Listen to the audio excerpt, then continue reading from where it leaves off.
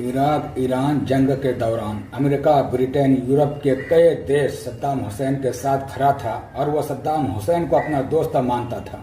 फिर ऐसा क्या हुआ, इराक ईरान जंग के 2 साल बाद अमेरिका इराक पर अटैक कर देता है और फिर 2003 में दूसरी बार अमेरिका इराक पर अटैक करके सद्दाम हुसैन का तख्ता पलट कर और सद्दाम हुसैन को फांसी के तख्त पर पहुंचा देता है। आइए इस बारे में हम स्टार्टिंग से समझते हैं। इराकी सदर सद्दाम हुसैन 1980 में America, Saudi, Kuwait, Britain, NATO के कई देश सद्दाम हुसैन के साथ थे। जब ईरान के कट्टर शिया लीडर अयतुल्लाह रूहुल्लाह मूसवी खुमैनी ने यह सोचा इराक में सबसे ज्यादा शिया आबादी है, किसी तरह से सद्दाम हुसैन का तख्ता पलट कर इराक में एक शिया लीडर को बैठाना चाहता था। उसी दौरान अमेरिका ने खोज निकाला कि इराक और ईरान के बीच एक तेल का बहुत बड़ा भंडार है। इराक कहता है ये तेल का भंडार मेरी है और ईरान कहता है मेरा है। अब इस बात को लेकर दोनों देशों के बीच जंग छिड़ जाती है। सद्दाम हुसैन अपने वायुसेना के जरिए ईरान में तबाही मचा देता है। ये तबाही देखकर ईरान के लीडर खुमैनी ने ईरान के लोगों से कहा, अगर ये जंग हम हार जाते हैं तो शिया की नमो निशान दुनिया से खत्म हो जाएगा। हमें ये जंग जीतने के लिए नहीं, शिया कौम को बचाने के लिए लड़ना है। खुमैनी के बयान के बाद ईरान के घर घर से 15 से 20 साल के लड़के ईरानी सैनिक में शामिल हो जाते हैं और फिर ये जंग ईरान और इराक के बीच 8 साल तक चलती रहती है। इस बीच तेल, पेट्रोल, डीजल की कीमत आसमान को छू रहा होता है। जब यूरोप कंट्री में पेट्रोल डीजल की किल्लत बढ़ने लगा तब जाकर यूरोप कंट्री मिलकर इराक और ईरान की जंग को रुकवाया।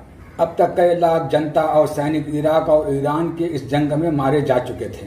इसके ठीक 2 साल बाद अमेरिका इराक पर हमला कर देता है। अमेरिका इसलिए इराक पर हमला करता है, इराक ईरान जंग के दौरान सद्दाम हुसैन कुवैत से कर्ज यानी पैसा ले रखा था।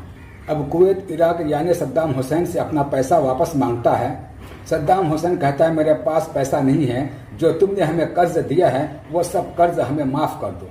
कुवैत कहता है ये नहीं हो सकता। सद्दाम हुसैन अपने पेट्रोल डीजल का कीमत बढ़ा देता है, लेकिन कुवैत पेट्रोल डीजल का ज्यादा कीमत देने से इनकार कर देता है। सद्दाम हुसैन कुवैत पर हमला कर देता है और कुवैत को अपने कब्जे में कर लेता है।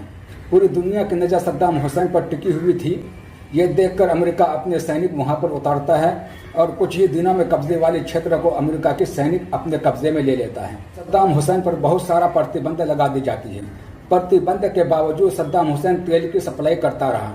अमेरिका की एक नहीं सुनता था और अमेरिका की पकड़ खाड़ी देशों में कमजोर पड़ता जा रहा था। अमेरिकन राष्ट्रपति जॉर्ज बुश ने सद्दाम हुसैन पर यह इल्जाम लगाया कि सद्दाम हुसैन के पास केमिकल हथियार है और यह पूरी दुनिया के लिए खतरनाक साबित होगा। अमेरिकी राष्ट्रपति के इस बयान पर यूरोप के सभी देश अमेरिका के साथ हो गए। फिर 2003 में अमेरिकन राष्ट्रपति एक टीवी चैनल के जरिए पूरे दुनिया के सामने यह ऐलान करता है, Saddam Hussain and his son should leave Iraq within 48 hours. Saddam Hussain और उनके बेटे 48 घंटे के अंदर में इराक छोड़कर नहीं जाता है तो हम इराक पर अटैक कर देंगे। और सद्दाम हुसैन इराक छोड़कर जाते नहीं और अमेरिका इराक पर अटैक कर देता है और 3 ही दिन के अंदर में अमेरिका इराक को अपने कब्जे में कर लेता है और सद्दाम हुसैन अंदर ग्राउंड हो जाते हैं।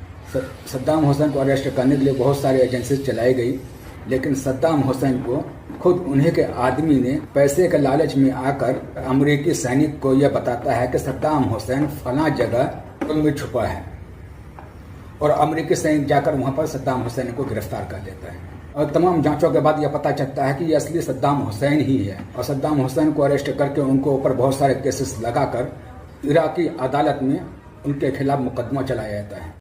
अंत में वहां की अदालत ने सद्दाम हुसैन को सजाए मौत की हुक्म देते हैं और सद्दाम हुसैन को ईद उल अजहा के दिन सुबह सुबह तमाम लोगों के सामने फांसी दे दी जाती है और तमाम लोग वीडियो बना रहे होते हैं और कुछ ही मिनटों में पूरी दुनिया में फैल जाती है कि सद्दाम हुसैन को आज सुबह फांसी दे दी गई है।